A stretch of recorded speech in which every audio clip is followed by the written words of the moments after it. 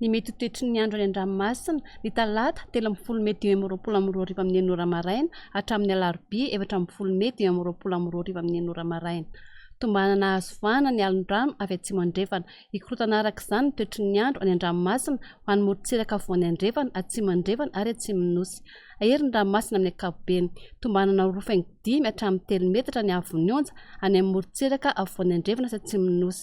Hahatratra 3.5 metatra hatramin'ny 4 metatra kosa any amin'ny morontsiraka atsimo andrefana. Iseho izany manomboka ny alatsinainy 12 Mey 2022 alina eo anelanelan'ny Morombe sy Taolagnaro ary manomboka rahampitso talata 30 Mey 2022 maraina kosa ny eo anelanelan'ny Berontsiribiana sy Morombe. Mahazo fampitandremana amin'ny loko mena eo anelanelan'ny Morombe sy Taolagnaro ary fampitandremana amin'ny loko mavo eo anelanelan'ny Morombe sy Berontsiribiana. Entanina izany rehetra mba hanaraka ny toromarika mino manam-pahefana isan'ny tokony. Ho an'ny morontsiraka Atsinanana. Tanjony Bombaomby hatrany amin'ny tanjona Angotsy. Andraona amin'ny Tsitokotoko. Ho avy atsimo na atsimo Atsinanana ny rivotra ka ho 30 hatramin'ny 70 km isan'ora. Hahatratra 10 km isan'ora indraindray amin'ny faran'ny fe-potoana.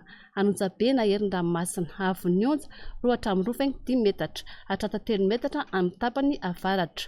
Isan'andrano avy atsimo Atsinanana. Tanjona Angotsy hatrany Mahanoro. Anorona Tandrifondraona ny alina. Avy atsimo ny rivotra ka ho 30 hatramin'ny 70 km isan'ora. Anonjabe na herin-dranomasina. Havon'ny onja 2 metatra. Hahatratra 2.5 metatra amin'ny tapany atsimo amin'ny faran'ny fe-potoana noho ny alin-drano avy atsimo Atsinanana. Mahanoro hatrany Taolagnaro. Anorona Miatoato. Ho avy atsimo Atsinanana ny rivotra ka ho 20 hatramin'ny 30 km isan'ora. Anonjabe na herin-dranomasina. Havon'ny onja 2.5 hahatratra 2.5 metatra ny amin'ny tapany atsimo amin'ny faran'ny fe-potoana noho ny alin-drano avy atsimo.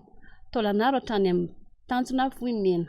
Anorona Miatoato ny alina. Avy atsimo Atsinanana ny rivotra ka ho 20 hatramin'ny 30 km isan'ora. Aherin-dranomasina. Havon'ny onja 3 metatra noho ny alin-drano avy atsimo andrefana. Ho an'ny morontsiraka andrefana. Tanjony Vohimena hatrany amin'ny tanjona Ankapo.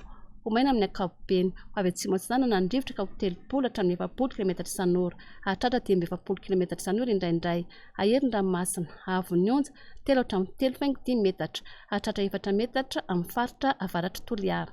Tanjona Ankapo hatrany amin'ny tanjona Filanandro. Andraona amin'ny ankapobeny. Anorona Miatoato ny morontsiraka Melaky. Ho avy atsimo andrefana ny rivotra ka ho 30 hatramin'ny 70 km isan'ora. Ho avy atsimo Atsinanana kosa izany manomboka ny alina ka ho 20 hatramin'ny 30 km isan'ora. Aherin-dranomasina any amin'ny tapany atsimo noho ny alin-drano avy atsimo.